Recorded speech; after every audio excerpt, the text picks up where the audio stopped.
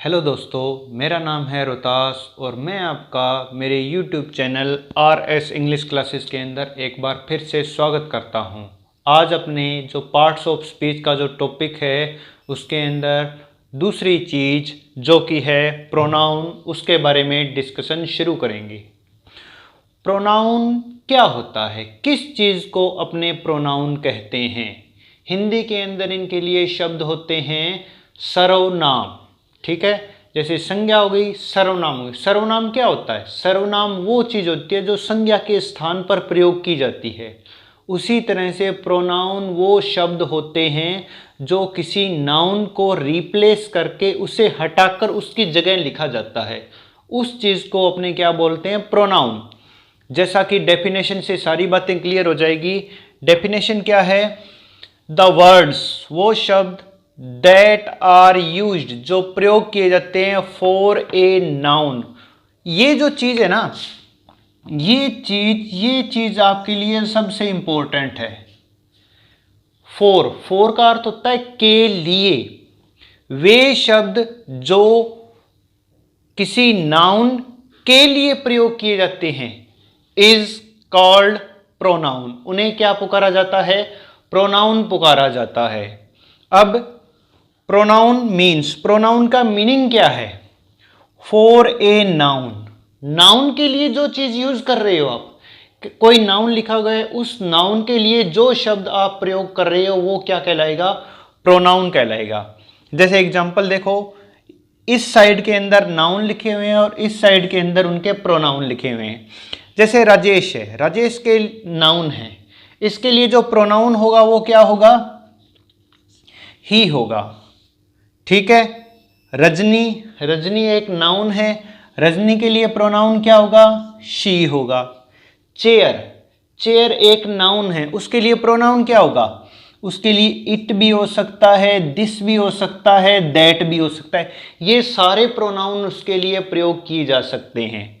जैसे राम एंड श्याम, दो लोग हैं, दो व्यक्ति हैं, दोनों के लिए क्या प्रोनाउन यूज होगा? दे। टेबल एंड चेयर, टेबल और चेयर ये भी दो चीजें हैं, तो इनके लिए क्या प्रोनाउन यूज होगा? दे। अब ये जो चीज है ना, ये मोस्टली स्टूडेंट को क्लियर नहीं होती है। मोस्टली स्टूडेंट क्या होते हैं कि जो लिविंग ऑब्जेक्ट होते हैं, जो वस्तुएं सजीव होती है, केवल ये जो दे प्रोनाउन है ना, ये केवल उन्हीं के लिए प्रयोग किया जाता है। दे एक ऐसा प्रोनाउन है जो तब प्रयोग किया जाता है जब अपने जिस चीज की बात कर रहे हैं वो एक से ज्यादा है, मतलब एक से ज्यादा दो है, दो या दो से ज्यादा हो, तो अपने उनके लिए प्रोनाउन क्या यूज करेंगे? दे यूज करेंगे। ये कोई मायने नहीं रखता कि वो सजीव है या निर्जीव है। जैसे राम एंड श्याम सजीव है, दो है, तो उनके लिए प्रोनाउन यूज किया गया दे। टेबल एंड चेयर ये भी दो हैं, प्रोनाउन, और ये क्या है? सजीव नहीं है, ये निर्जीव चीजें हैं, नॉन लिविंग ऑब्जेक्ट्स है, तो इनके लिए क्या प्रोनाउन यूज करेंगे? अपने दे। दोनों के लिए दे ही प्रोनाउन यूज किया जाएगा। दे प्रोनाउन की एक ही मतलब रिक्वायरमेंट होती है कि वो तब यूज किया जाता है जब कोई चीज होती है ना, वो एक, दो या दो से ज्यादा हो, तब अपने दे प्रोनाउन यूज करेंगे। होप आपको ये जो प्रोनाउन है उसकी डेफिनेशन क्लियर हो चुकी होगी। अब अपने प्रोनाउन के जितने भी पार्ट्स होते हैं या जितनी भी तरह के प्रोनाउन होते हैं उन्हें वन बाय वन डिस्कस करेंगे। So let's start. ये है नाउन के काइंड्स, टाइप्स आप बोल सकते हो। इनके अंदर सबसे पहला होता है पर्सनल प्रोनाउन। पर्सनल प्रोनाउन, अब अपने किस चीज को पर्सनल प्रोनाउन बोलेंगे? It is used for a person, किसी पर्सन के लिए जो यूज किया जाता है। पर्सन के लिए जो प्रोनाउन यूज किए जाते हैं उन्हें अपने बोलते हैं personal pronoun. There are 3 types of person. अब पर्सन क्या होते हैं? पर्सन उस चीज को बोलते हैं अपने जिसके बारे में अपने बात कर रहे हैं, या जो बोल रहा है या जो सुन रहा है, उन्हें पर्सन बोलते हैं। तो पर्सन कितने होते हैं? पर्सन होते हैं आपके 3 तरह के पर्सन होते हैं, first person, second person and third person. अब फर्स्ट पर्सन कौन सा होता है? फर्स्ट पर्सन हु स्पीक्स, जो बोलता है, जैसे मैं बोल रहा हूं तो मैं क्या हूं, फर्स्ट पर्सन हूं। Second person, the person spoken to, जिसके साथ बोला जा रहा है, जैसे मैं आप लोगों के साथ बोल रहा हूं तो आप लोग क्या हो, सेकंड पर्सन हो, ठीक है। Third person, the person spoken of, हमने दोनों किस चीज के बारे में बात कर रहे हैं, जिस चीज के बारे में अपने बात कर रहे हैं वो है हमारा थर्ड पर्सन। थर्ड पर्सन कोई जरूरी नहीं कि वो लिविंग ऑब्जेक्ट है या नॉन लिविंग ऑब्जेक्ट है, दोनों में से कुछ भी हो सकता है वो, ठीक है। तो ये होते हैं पर्सन। अब हु स्पीक्स, बोलता कौन है, बोलने वाला अपने लिए या तो शब्द यूज करेगा आई और या यूज करेगा वी, तो आई और वी क्या हो जाएंगे, फर्स्ट पर्सन हो जाएंगे। द पर्सन स्पोकन टू, जैसे मैं बोल रहा हूं तो मैं आपके लिए क्या शब्द यूज करूंगा, केवल एक ही शब्द है यू, तुम, मैं तुम्हारे आपके लिए यही शब्द यूज कर सकता हूं। ये अब आप कहते हो भी सर आप तो, तुम और आप, इनमें क्या फर्क है, ये हिंदी के अंदर आप यूज करते हो किसी को सम्मान देने के लिए, आप उसके लिए आप शब्द का यूज करते हो, परंतु इंग्लिश के अंदर ऐसी कोई बात नहीं है। केवल एक ही वर्ड होता है यू, जिसका आपने हिंदी में तुम अर्थ निकालते हैं, जिसके साथ बोला जा रहा है उसके लिए केवल एक ही वर्ड है यू, इसका यूज किया जाता है। अब इसकी एक क्वालिटी और है, ये जो यू है ना, इसकी एक क्वालिटी और है कि ये एक है तो भी यू यूज करेंगे और दो है तो भी यूज करेंगे, और अगर दो से ज्यादा है तो भी यूज किया जाएगा।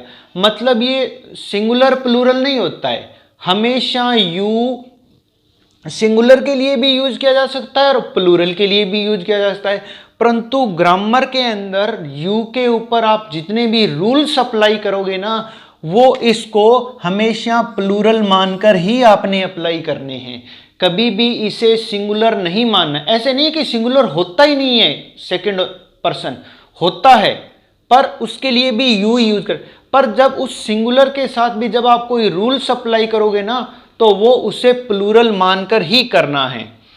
Third person, the person spoken of, वो पर्सन जिसके बारे में बात की जा रही है, अपने जिसके बारे में बोल रहे हैं वो क्या है, सेकंड पर्सन है। थर्ड पर्सन है। थर्ड पर्सन कई तरह के हो सकते हैं, जैसे ही, शी, इट और दे। किसी लड़के के बारे में बात करोगे तो ही यूज किया जाएगा, किसी लड़की के बारे में बात करोगे तो शी यूज किया जाएगा। अगर कोई नॉन लिविंग ऑब्जेक्ट है, मतलब निर्जीव चीज है, तो उसके लिए इट का प्रयोग किया जाएगा, और यदि आप जिसके बारे में बात करें और यदि वो संख्या में दो या दो से ज्यादा है तो आप दे का यूज करोगे। थर्ड पर्सन एक और होता है, वो होता है नाम, किसी का नाम, पर जो नाम होता है ना वो पर्सनल प्रोनाउन नहीं होता है, वो होता है नाउन। क्योंकि जब नाम ही आ गया, जैसे नाम लिख दिया रवि, तो ये थर्ड पर्सन तो है, पर ये थर्ड पर्सन में पर्सनल प्रोनाउन की कैटेगरी के अंदर नहीं आएगा, क्योंकि ये तो नाम है, और जो नाम होता है वो क्या होता है, वो तो हमें नाउन होगा। तो ये नाउन है, आएगा थर्ड पर्सन में, परंतु वो नाउन होता है ना कि प्रोनाउन होता है। अपने यहां पर केवल प्रोनाउन की बात करनी है तो अपने इस जो नेम है अपने उसकी बात नहीं करेंगे, अपने को केवल इतनों की ही बात करनी है। अब ये हो गए आपके पर्सनल प्रोनाउन। अब पर्सनल प्रोनाउन हो गई, केवल यहां तक ये लिमिट सीमित नहीं है, इनके आगे जो अपने लास्ट क्लास में नाउन के बारे में डिस्कस किया था उसमें मैंने आपको बताए थे नाउन के केस बताए थे, accusative case, nominative case, possessive case बताए थे ना। उसी तरह से इन प्रोनाउंस के भी अलग अलग केस होते हैं, और वो केस आपको ऐसे टिप्स पर आपकी उंगलियों पर याद होने चाहिए। चलो अब अपने वो केस करते हैं। ये है भैया आपका पर्सनल प्रोनाउन का चार्ट।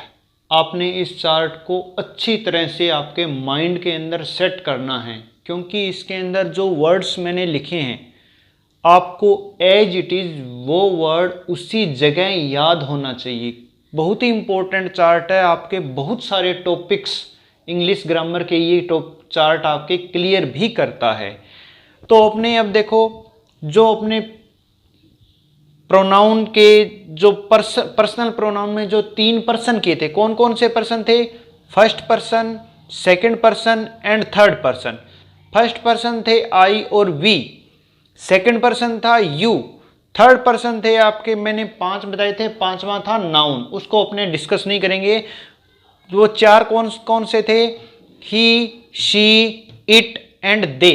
ठीक है, ये आपके अपने सारे पर्सन डिस्कस किए थे। अब ये जो चीजें हैं, ये चीजें आप तब प्रयोग करोगे जब आपको वर्ब से पहले सब्जेक्ट फॉर्म में इन्हें लिखना है। अगर वर्ब से पहले सब्जेक्ट फॉर्म में आपने इन पर्सन का यूज करना है तो आप इनकी ये फॉर्म का यूज करोगे। अगर वर्ब के बाद में आप इन्हें यूज कर रहे हो, वर्ब के बाद में जब इन्हें यूज करेंगे तो इनकी सब्जेक्ट फॉर्म ना होकर इनकी क्या हो जाएगी? ऑब्जेक्ट फॉर्म हो जाएगी। और तब आपको ये लाइन याद आनी चाहिए। ठीक है, अब तीसरी चीज होती है पोजेसिव एडजेक्टिव। ये सारे के सारे क्या हैं? इन्हीं के पोजेसिव एडजेक्टिव हैं। ठीक है, पोजेसिव एडजेक्टिव की सबसे इंपॉर्टेंट चीज है कि इन सारों का अकेले कभी भी यूज नहीं होगा। इन सारों के साथ हमेशा हमेशा और हमेशा एक नाउन का प्रयोग किया जाएगा। जैसे आप कभी भी ऐसे नहीं कहते दिस इज माई, आप कहते हो दिस इज माई पेन। ठीक है, दिस इज माई पेन, तो माई के आगे आपने क्या लगाया? पेन। तो जो पेन है वो क्या है? नाउन है। This is my book, book क्या है? नाउन है। दिस इज माई हाउस, माई के आगे आपने क्या लगाया? हाउस लगाया, तो हाउस क्या है? नाउन है। आप कभी भी ऐसे नहीं कहते दिस इज माई, यह मेरा है। क्या है आपका?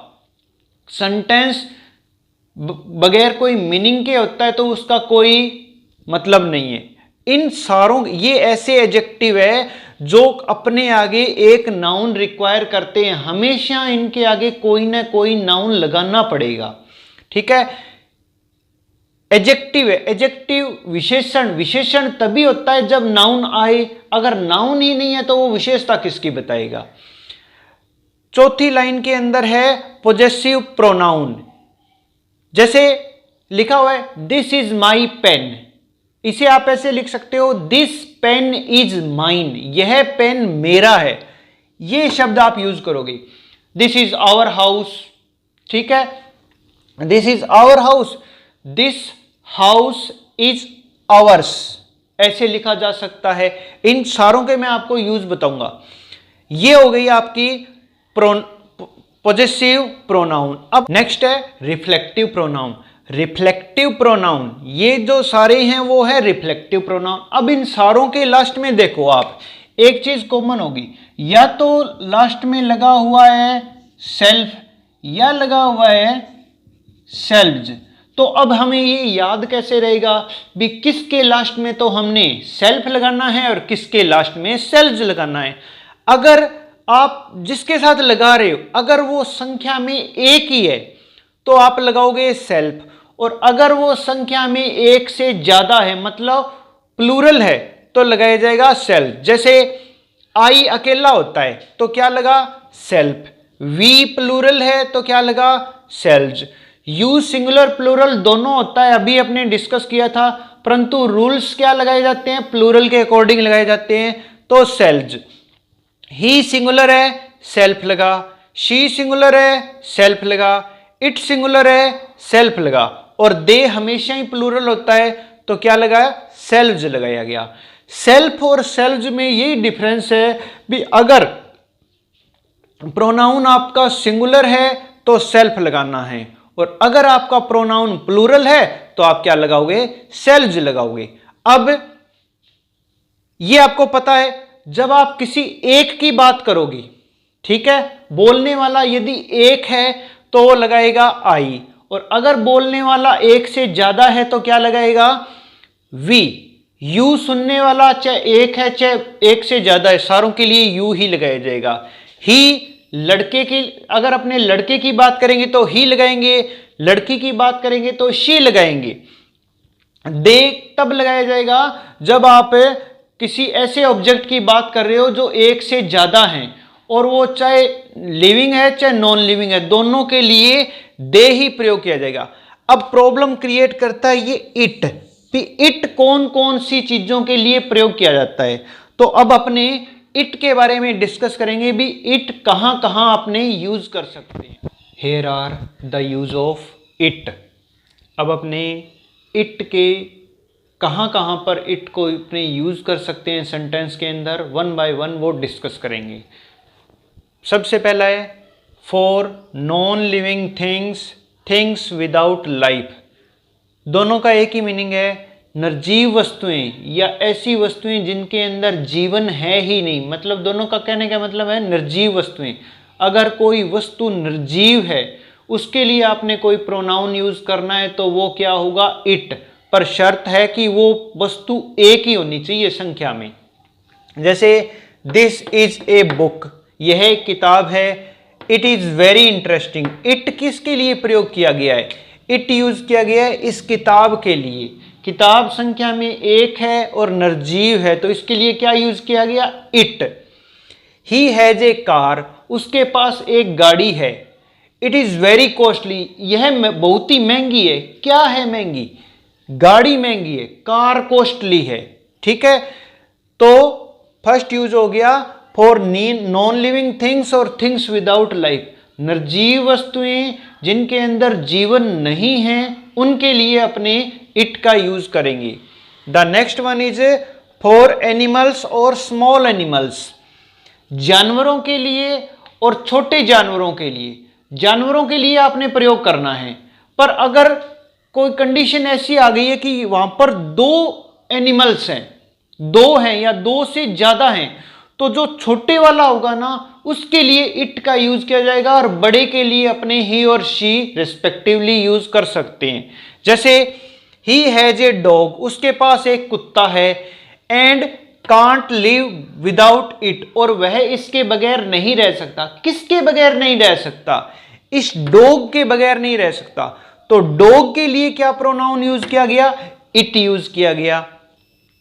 द माउस केम आउट, जो चूहा था वो बाहर आया, एंड इट, और इसने, किसने, इस चूहे ने, started to dance on lion's body, शेर का जो बॉडी थी ना, शरीर था, उसके ऊपर उछलना शुरू कर दिया।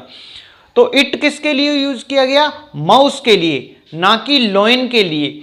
लॉयन एक बड़ा जानवर है, शेर एक बड़ा जानवर है और चूहा छोटा है, तो जो छोटे वाला होगा ना उसके लिए आपने इट का यूज करना है। बात क्लियर हो गई। पहले तो कोई जानवर के लिए आप इट का यूज कर सकते हो। दूसरी कंडीशन तब आती है जब दो जानवरों की अपने बात कर रहे हैं, तो जो बड़ा जानवर होगा उसके लिए ही और शी का रिस्पेक्टिवली यूज करना है, और छोटे के लिए आप इट का यूज करोगे।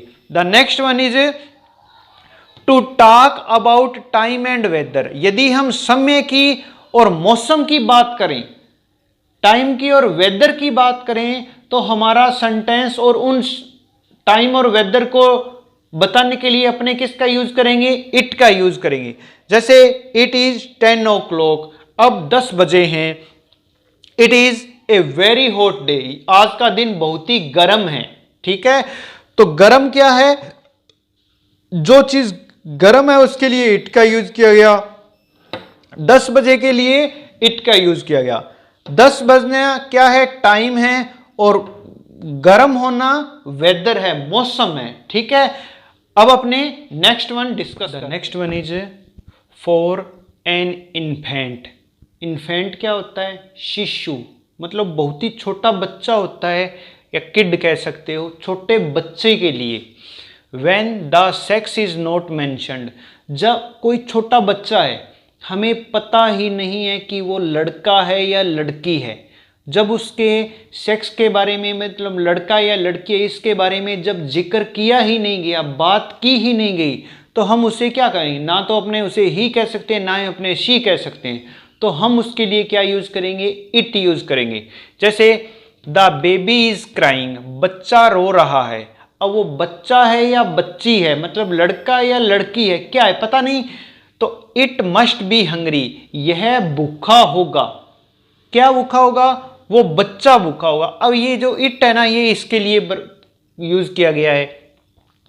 He is holding A baby, उसने एक बच्चे को पकड़े हुआ है। इट इज वेरी क्यूट, और यह बच्चा बहुत ही मासूम है, प्यारा है। तो क्या है प्यारा? वो बेबी है। ठीक है, जब आपको ये पता ना हो कि जो बच्चा है वो लड़का है या लड़की है, तो हम उसके लिए क्या यूज करेंगे? इट का यूज करेंगे। फॉर एन इन्फेंट और kid when the sex is not mentioned. ठीक है, next is for a statement, एक ऐसे वाक्य के लिए दैट इज गोइंग बिफोर, जो वाक्य पहले बोला जा चुका है। आपने ये तो सुना होगा कि पहले एक नाउन आता है, उसके लिए एक प्रोनाउन आता है। ठीक है, ये बात सुनिए ना, एक वाक्य पूरा वाक्य बोलना जाएगा, उस वाक्य के लिए भी एक प्रोनाउन का यूज कर सकते हैं अपने। देखो, ही इज गिल्टी, गिल्टी का अर्थ होता है दोषी, अपराधी। वह दोषी है। एंड ही न्यू इट, और उसे यह बात पता है। उसे क्या पता है? कि वो दोषी है। ये जो इट है ना, ये इट किसके लिए यूज किया गया? इस पूरे सेंटेंस को रेफर कर रहा है ये है। ठीक है, शी न्यू द ट्रूथ, वह उसे सच्चाई का पता है। And it is clear now, और यह बात अब साफ है। क्या बात साफ है? कि उसे सच्चाई का पता है। She knew the truth. अब ये देखो, पूरे स्टेटमेंट है, इन स्टेटमेंट को दोबारा ना लिखकर हमने इसके लिए क्या यूज कर लिया? इट का यूज कर लिया। और वही है फॉर ए स्टेटमेंट, एक ऐसे वाक्य के लिए दैट इज गोइंग बिफोर, जो पहले बोला जा चुका है, उसके लिए अपने इट का यूज करेंगे। ठीक है, as an impersonal subject, impersonal, personal तो होता है व्यक्तिगत, इम्पर्सनल जो व्यक्तिगत ना हो उसके लिए। When we do not know the actual subject, कोई काम हो रहा है और हमें पता ही नहीं है कि इस काम को करने वाला कौन है। ठीक है, हम केवल अंदाजे लगा सकते हैं। तो ऐसी चीज में हम उस सब्जेक्ट के लिए क्या यूज कर लेंगे? इट का प्रयोग कर लेंगे। जैसे इट रेन्स ए लॉट, आज बहुत तेज बरसात हो रही है। अब बरसात को करने वाला कौन है? आपका देखो भगवान करता है। बात ठीक है, परंतु बात क्लियर तो नहीं है ना पूरी, अंदाजा लगा रहे हैं अपने। जब अंदाजे लगाए जाते हैं तो इस काम को करने वाला कौन है? जो भी है, अपने उसके लिए इट का यूज कर लिया। थंडर, थंडर्स होती है बादलों की गर्जना होना। ठीक है, बिजली का चमकना। तो उस बिजली को कौन चमकाता है या कौन बादलों की गर्जन करता है, उस काम को करने वाला कौन है हमें नहीं पता, तो हम क्या कर देंगे? It thunder's. ठीक है, ये तीन और हो गए हैं, इन्फेंट, स्टेटमेंट और इम्पर्सनल सब्जेक्ट। अब अपने next one is 7th number, for a temporary subject. Temporary होता है अस्थाई। For a temporary subject when actual subject follows, एक अस्थाई सब्जेक्ट के रूप में जब वास्तविक सब्जेक्ट आगे लिखा जाता है। सेंटेंस की शुरुआत एक अस्थाई सब्जेक्ट से करने के लिए, जैसे it is very hard to become famous, यह बहुत ही मुश्किल है कि कोई आदमी अमीर बने। अमीर बनना बहुत ही मुश्किल काम है। इसे आप ऐसे भी लिख सकते हो, to become famous is hard. To become famous is hard. अब टू बिकम फेमस ये है सब्जेक्ट। इस सब्जेक्ट को तो हम आगे लिख दें और वाक्य की शुरुआत करें एक अस्थायी कर्ता के रूप में, तो उस अस्थायी कर्ता के लिए आप इट का यूज करोगे। जैसे it is very hard to become famous. ठीक है, it is easy to find fault, गलतियां ढूंढना बहुत ही आसान है। इसे आप ऐसे भी लिख सकते हो, to find fault is easy, गलतियां ढूंढना आसान है। इट इज वेरी इजी, यह बहुत ही आसान है, टू फाइंड फॉल्ट, की गलतियां ढूंढी जाए। ठीक है, दोनों सेंटेंस के अंदर जो इट का यूज किया गया है ना, वो इट ऐसा है जहां पर आप उसे एक अस्थायी कर्ता के रूप में, टेम्परेरी सब्जेक्ट के रूप में आप उसे यूज करते हो। Next one is to give emphasise to a noun और प्रोनाउन। इम्फेसाइज, इम्फेसाइज का मीनिंग क्या होता है? इम्फेसाइज का अर्थ होता है कोई बात प्रभावशाली तरीके से कहना, किसी बात पर बल देकर, दबाव देकर, जोर देकर जब कोई बात बोली जाती है तो उसे बोलते हैं इम्फेसाइज। जैसे इट वाज आई, यह तो मैं था, हु फर्स्ट प्रोटेस्टेड, जिसने सबसे पहले विरोध किया। ठीक है, ये तो मैं ही था जिसने सबसे पहले विरोध किया। अब ये बात क्या है? इम्फेसाइज, प्रभावशाली तरीका, मतलब कहने का एक तरीका है, बात को बल देकर कहना। जैसे इट वाज ही, यह तो वो था, हु बिगिन द क्वारल, जिसने लड़ाई शुरू की। आप इसे ऐसे भी लिख सकते हो, ही बिगिन द क्वारल, उसने लड़ाई शुरू की। पर जब इसे ऐसे बोला जाता है, यह तो वही था जिसने लड़ाई शुरू की थी, तो बात कहने का तरीका अलग हो गया। इसे बोलते हैं इम्फेसाइज कहना। अब मैंने आपको पर्सनल प्रोनाउन के अंदर जो इट था, उस इट के 8 यूज बताए हैं। होप कि आपको ये 8 के 8 जो यूज हैं वो अच्छी तरह से क्लियर हो चुके थे। इसी के साथ आपका जो पर्सनल प्रोनाउन का जो टॉपिक है वो टॉपिक भी कंप्लीट होता है। और अब अपने जो नेक्स्ट टॉपिक है वो अपने नेक्स्ट क्लास के अंदर। Video if you like it, press like and share button, and also subscribe my YouTube channel RS English Classes, so that you can get the latest update from my channel.